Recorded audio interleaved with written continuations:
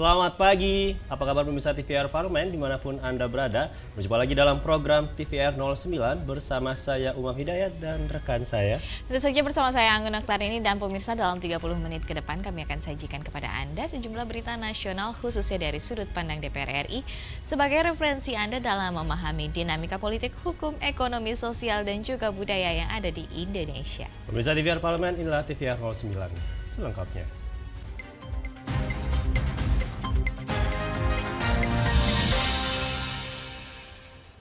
Pemirsa, Indonesia tengah menghadapi serangan cyber dengan virus ransomware yang melumpuhkan pusat data nasional sementara. DPR RI mendorong pemerintah segera membuat aturan turunan terkait Undang-Undang Pelindungan Data Pribadi guna melindungi data pribadi masyarakat. Indonesia tengah menghadapi serangan cyber dengan virus ransomware yang melumpuhkan pusat data nasional sementara atau PDNS. Anggota Komisi 1 DPR RI Rizky Aulia Rahman Natakusuma mendorong pemerintah segera membuat aturan turunan terkait Undang-Undang Perlindungan Data Pribadi guna melindungi data pribadi masyarakat. Ia mengungkapkan Undang-Undang Nomor 27 Tahun 2022 tentang Perlindungan Data Pribadi perlu diperkuat oleh peraturan pemerintah. Hal ini penting untuk memperbaiki lemahnya keamanan data masyarakat yang disimpan di Pusat Data Nasional. Ya, kalau kita lihat, memang kalau Indonesia ingin menjadi negara maju secara digital, otomatis pelindungan data pribadi masyarakat itu juga harus bisa dipenuhi gitu loh.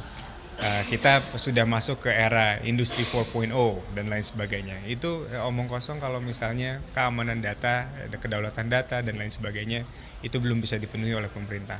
Kayaknya visi misi dari pemerintah sudah sama. Tinggal seserius apa ke depan dalam implementasinya. Nah, kita dari Komisi 1 tentu berharap, pertama, peraturan turunan dari Undang-Undang Pelindungan Data Pribadi bisa segera dilahirkan. Kedua, ada keseriusan dalam harmonisasi kebijakan. Pemerintah seharusnya lebih siap menghadapi industri 4.0 di mana aktivitas masyarakat saat ini tidak lepas dari digitalisasi. Rizky menilai hanya omong kosong jika pemerintah menggencarkan industri 4.0, namun perlindungan dan kedaulatan data tidak dapat terpenuhi. Fitian Aunila, TVR Parlemen melaporkan.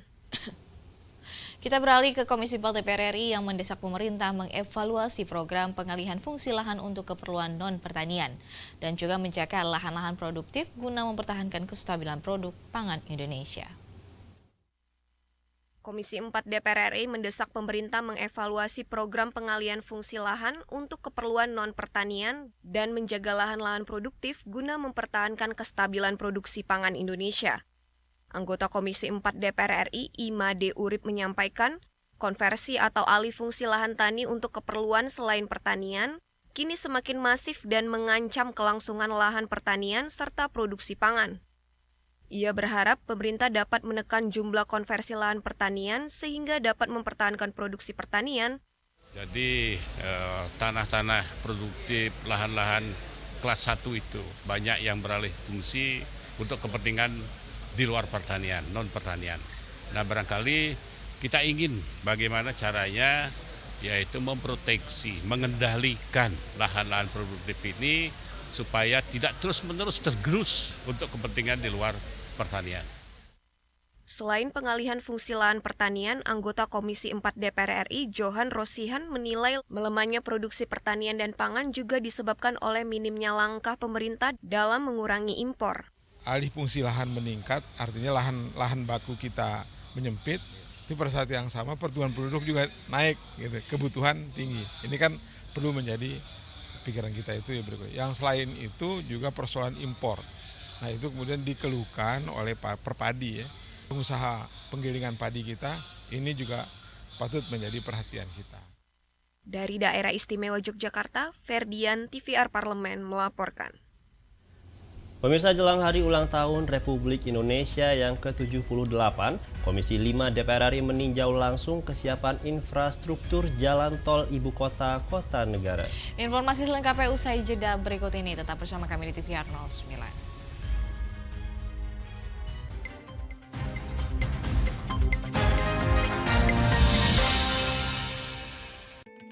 Selamat datang di Biro Pemberitaan Parlemen. Anda memasuki kawasan zona integritas menuju wilayah bebas dari korupsi atau WBK dan wilayah birokrasi bersih dan melayani atau WBBM. Biro Pemberitaan Parlemen berkomitmen penuh untuk mewujudkan wilayah bebas korupsi dan wilayah birokrasi bersih dan melayani. Komitmen kami, pejabat dan jajaran memiliki komitmen tinggi untuk mewujudkan WBK dan WBBM melalui reformasi birokrasi, khususnya dalam hal pencegahan korupsi dan peningkatan kualitas pelayanan publik.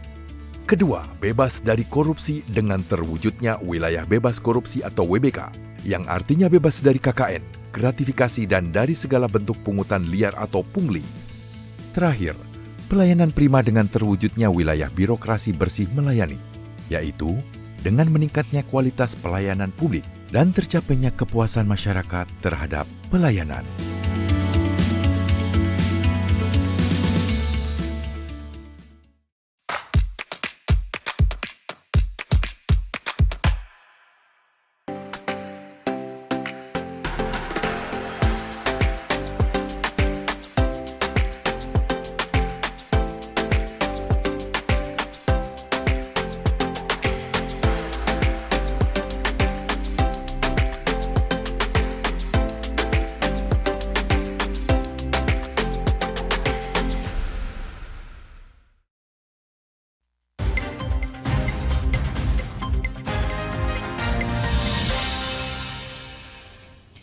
Kembali bersama kami di TVR 09. Jalan tol yang menunjang akses ke ibu kota Nusantara sepanjang 82,6 km siap digunakan. Dan pemirsa, nantinya jarak tempuh dari Balikpapan menuju IKN hanya memakan waktu sekitar 70 menit. Jelang Hari Ulang Tahun Republik Indonesia yang ke-78, Komisi 5 DPR RI meninjau langsung kesiapan infrastruktur jalan tol ibu kota negara.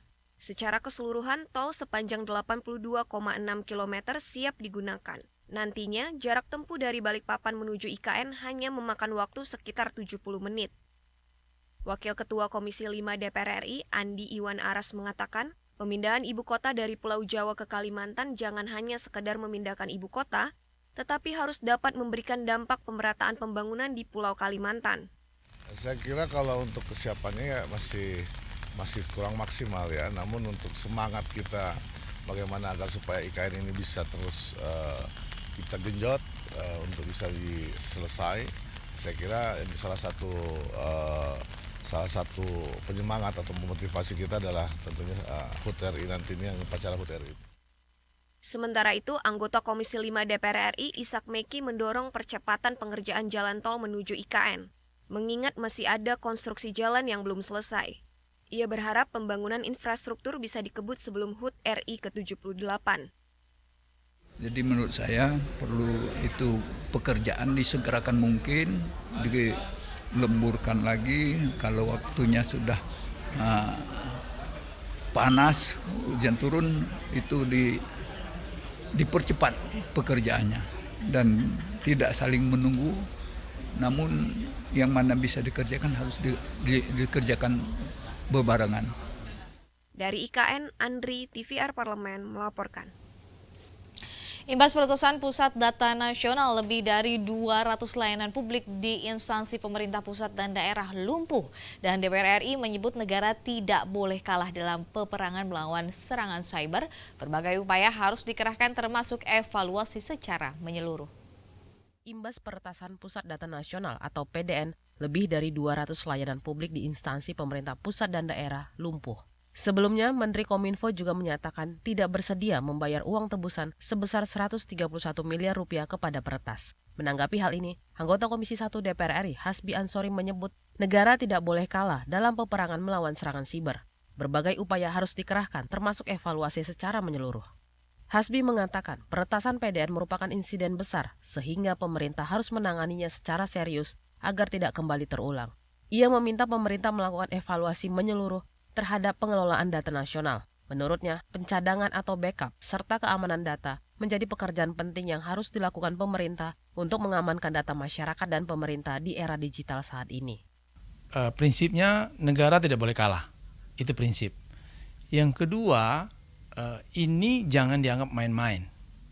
Karena di era digital sekarang ini, semua kita data ini harus di backup dan tidak boleh bocor. Semua tergantung terhadap data ini. Bayangkan kalau ini medical record di rumah sakit misalkan tidak bisa diakses, ini menyangkut nyawa. Kemudian menyangkut persatuan bangsa. Ini jangan dianggap main-main. Kami dari Komisi 1 serius menangani ini. Dan kita akan melihat bahwa anggaran untuk backup data ini berapa sih? Baru-baru ini, Peretas PDN telah meminta maaf dan berjanji akan memberikan kunci enkripsi data pada pemerintah secara gratis. Dalam pesannya, ia meminta pemerintah sadar akan pentingnya keamanan data dan merekrut orang yang kompeten untuk mengelolanya. Panji dan Mario, TVR Parlemen, melaporkan. Kita beralih ke berita selanjutnya, pemirsa. Menanggapi karut-marut pelaksanaan penerimaan peserta didik baru atau PPDB dengan sistem zonasi, anggota Komisi 10 DPR RI menilai kekacauan ini terjadi salah satunya karena kekurangannya ketersediaan sekolah yang tidak sebanding dengan jumlah calon peserta didik yang ada. Menanggapi karut-marut pelaksanaan penerimaan peserta didik baru atau PPDB dengan sistem zonasi, anggota Komisi 10 DPR RI menilai kekacauan ini terjadi salah satunya karena kurangnya ketersediaan sekolah yang tidak sebanding dengan jumlah calon peserta didik yang ada. Disda Hendra Joni mengatakan, sengkarut PPDB akan terus berulang jika pemerintah tidak mengatasi akar permasalahannya, yaitu kekurangan sekolah. Menurutnya, pemerintah harus memberi perhatian serius agar anak-anak dapat mengemban pendidikan yang layak. Karenanya, pemerintah harus mengutamakan pembangunan infrastruktur sekolah daripada pembangunan berbagai infrastruktur lainnya. Jumlah sekolah itu kurang. Jadi kalau kita lihat sekarang kenapa carut-marut dari seperti PPDB tentang zonasi, ya karena memang sekolahnya saja kurang. Gitu. Dari SD ke SMP berkurang, dari SMP ke SMA itu berkurang lagi. Begitu, kita nggak usah ngomongin yang kuliah dulu deh ya. Dari SD yang sampai SMA itu kan sekolah wajib kan? Wajib pendidikan wajib yang harusnya dari SD, SMP, SMA jumlah sekolah itu sama. Karena dia akan menampung anak-anak dari SD ke SMP, SMP ke SMA. Nah, tapi kenyataannya ini berkurang, berarti pemerintah sudah menyiapkan anak-anak kita untuk tidak bersekolah. Seperti itu, dan ini dari tahun ke tahun masih seperti ini. Jadi gemes sekali ya kalau kita mendengarkan kita berharap segeralah ada tindakan, kita membangun ini, membangun itu boleh, tapi ini wajib loh. Kalau kita bicara kata wajib itu kita harus tahu dulu, paham dulu apa sih makna dari kata-kata wajib itu. Lebih lanjut, Lisda mendorong pemerintah memanfaatkan anggaran pendidikan 20% secara bijak agar APBN dapat meningkatkan kualitas pendidikan di tanah air. Tim Liputan TVR Parlemen melaporkan. Kekayaan alam dan budaya Indonesia sejatinya merupakan potensi besar untuk menggiatkan sektor pariwisata. Di tengah dinamika global, pariwisata diharapkan tidak hanya menjadi sektor pendukung, tetapi sudah selayaknya menjadi bagian integral dalam pembangunan ekonomi nasional. Dan pemirsa, informasi selengkapnya saat lagi, tetaplah bersama kami di TVR 09.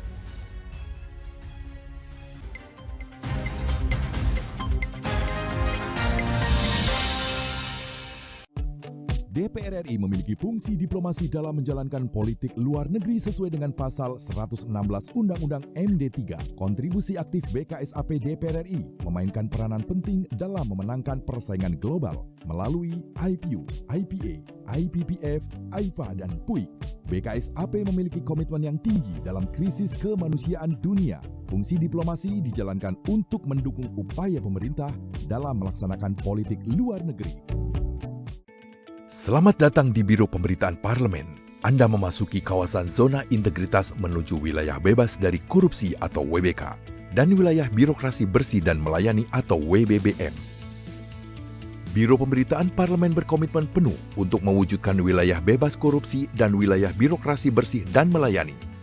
Komitmen kami, pejabat dan jajaran memiliki komitmen tinggi untuk mewujudkan WBK dan WBBM melalui reformasi birokrasi, khususnya dalam hal pencegahan korupsi dan peningkatan kualitas pelayanan publik. Kedua, bebas dari korupsi dengan terwujudnya wilayah bebas korupsi atau WBK, yang artinya bebas dari KKN, gratifikasi, dan dari segala bentuk pungutan liar atau pungli.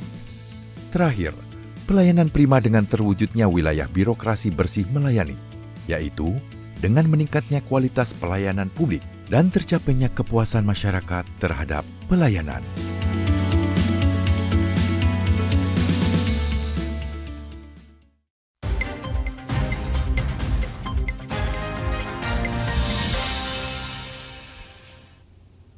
Kembali bersama kami di TVR 09. Komisi 10 menilai revisi Undang-Undang Kepariwisataan diperlukan untuk menyesuaikan regulasi dengan kondisi aktual. Dalam penyusunannya, di sini DPR RI menyerap masukan dan aspirasi dari masyarakat sehingga muatannya menampung kepentingan masyarakat luas. Dan bisa simak informasi selengkapnya dalam segmen Lensa Parlemen berikut ini.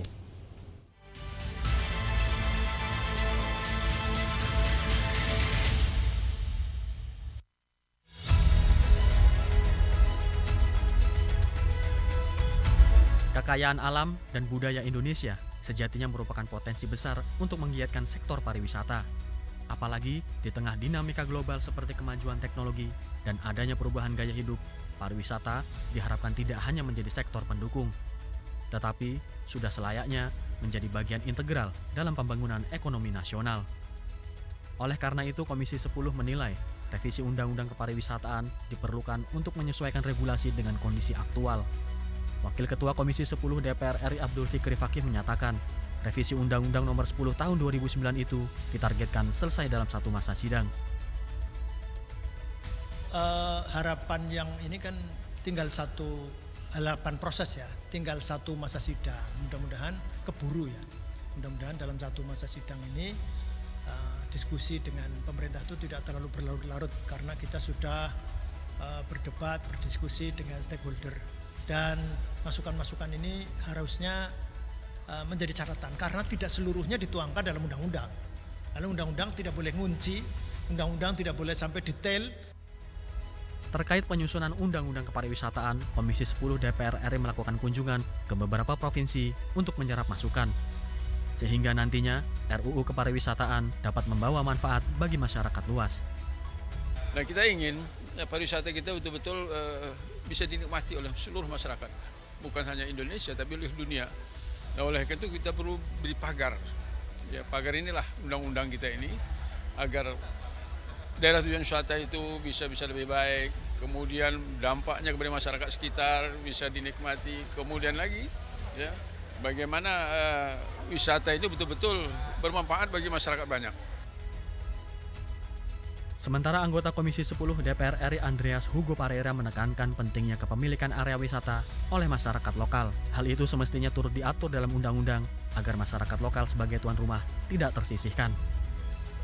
Tidak kalah penting, bahkan menurut saya ini bagian yang penting yaitu pengembangan sumber daya manusia. Sehingga tempat di mana akan menjadi destinasi itu ya masyarakat lokal harus menjadi tuan rumah di tempat-tempat destinasi tersebut. Jangan sampai kita membangun destinasi pariwisata kemudian masyarakat lokal menjadi tamu, bahkan menjadi tersisihkan dari tempat mereka di mana mereka hidup. Undang-undang tentang kepariwisataan sudah 15 tahun tidak diperbaharui. Oleh karenanya, pengumpulan data faktual diperlukan untuk kebutuhan revisi undang-undang. Sehingga pariwisata Indonesia tidak hanya mengedepankan jumlah wisatawan, tetapi juga kualitas pariwisatanya, baik dari sisi objek wisata maupun sumber daya manusia.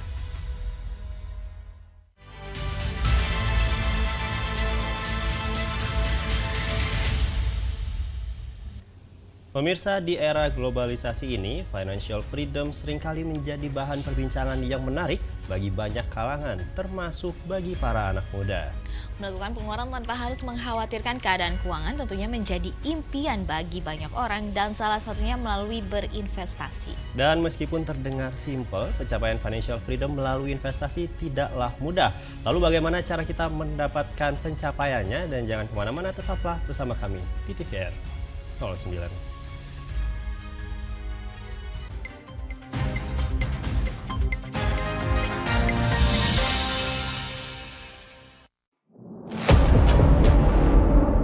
Sini ditambang. Konflik yang terjadi. Sini tidak mengizinkan. Masalah yang tersisihkan menjadi kesenjangan sosial. Ya namanya rakyat kecil gak bisa apa-apa, mau komplain juga gak didengar. Sebab apa? Itu menyangkut isi perut kami semua. Bagaimana memutus keterbatasan untuk didengar? Jadi kalau misalnya masyarakat sudah merasa tidak lagi ada yang memperjuangkan aspirasinya, maka masyarakat memang sangat berhak untuk meminta dewan yang mewakili mereka di parlemen. Kami menyusuri batas-batas peristiwa, mengurai berbagai polemik yang terjadi, meluruhkan suara-suara marginal, menjadi nyata dalam setiap aspirasi, melaksanakan tugasnya sebagai wakil rakyat. Saksikan Aksi Dewan setiap hari Senin dan Rabu pukul 10.30 waktu Indonesia Barat, hanya di TVR Parlemen. DPR RI memiliki fungsi diplomasi dalam menjalankan politik luar negeri sesuai dengan pasal 116 Undang-Undang MD3. Kontribusi aktif BKSAP DPR RI memainkan peranan penting dalam memenangkan persaingan global melalui IPU, IPA, IPPF, IPA, dan PUIK. BKSAP memiliki komitmen yang tinggi dalam krisis kemanusiaan dunia. Fungsi diplomasi dijalankan untuk mendukung upaya pemerintah dalam melaksanakan politik luar negeri.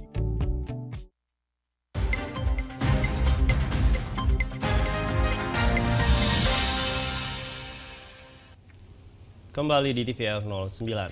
Financial freedom harus diiringi dengan persiapan dan perencanaan yang matang dalam pengelolaan keuangan. Dan selain itu dalam berinvestasi pun kita harus melakukannya dengan tepat guna meminimalkan kerugian di kemudian hari. Tanpa berlama-lama lagi pemirsa, mari kita saksikan tayangan terkait dengan bijak berinvestasi capai financial freedom dalam segmen Intips, Informasi dan Tips berikut ini.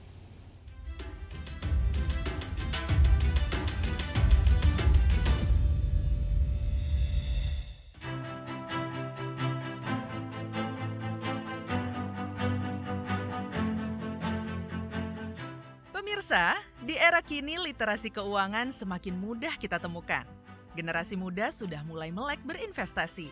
Bahkan perencanaan keuangannya sudah sampai di tahap menentukan usia untuk mencapai financial freedom. Slogan "Biarkan uang yang bekerja untuk kita" seakan menjadi tren, mengajak tiap orang untuk mulai berinvestasi, tak mau ketinggalan. Tapi tahu dong ya, kalau nggak bijak berinvestasi, bukannya untung, malah buntung nih pemirsa. Nah, ini ada beberapa tips untuk membantu pemirsa berinvestasi dengan tepat. Kenali skala resiko.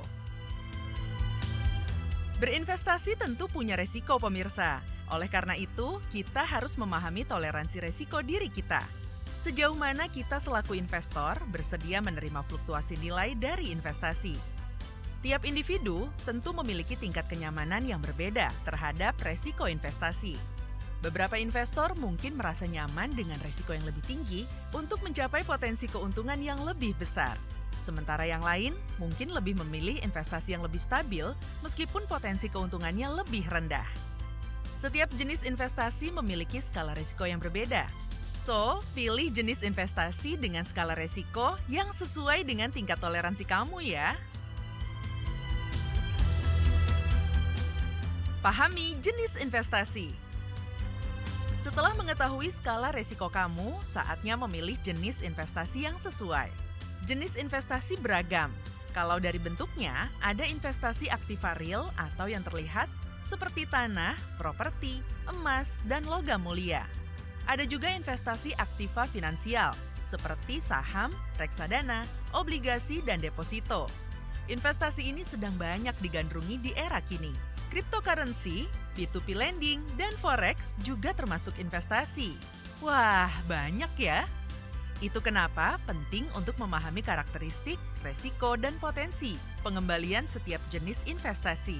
Memilih 2 atau lebih jenis investasi juga bisa membantu kamu mengelola resiko loh. Tentukan tujuan investasi. Tujuan yang jelas membantu kita konsisten berinvestasi. Tujuan investasi juga berkaitan dengan jangka waktu investasi. Bisa untuk jangka panjang, seperti persiapan dana pensiun, jangka menengah untuk biaya pendidikan, atau jika tujuan investasi kamu hanya untuk berlibur, berarti kamu berinvestasi jangka pendek. Menggunakan uang dingin. Jangan berinvestasi menggunakan dana yang akan kamu pakai untuk kebutuhan sehari-hari kamu ya pemirsa. Kamu bisa gunakan dana lebih yang hanya akan berdiam di rekening kamu atau dana yang memang khusus kamu sisihkan untuk berinvestasi. Mencari banyak informasi. Dengan mencari banyak informasi, berdiskusi dengan investor lain juga akan membantu dalam memperbarui pengetahuan finansial kita. Berkonsultasi dengan konsultan keuangan untuk mendapatkan saran yang sesuai dengan situasi keuangan kita juga tidak ada salahnya. Nah, itu tadi beberapa tips dalam berinvestasi yang bisa pemirsa terapkan. Yuk melek investasi sedari dini dan selamat berinvestasi dengan bijak.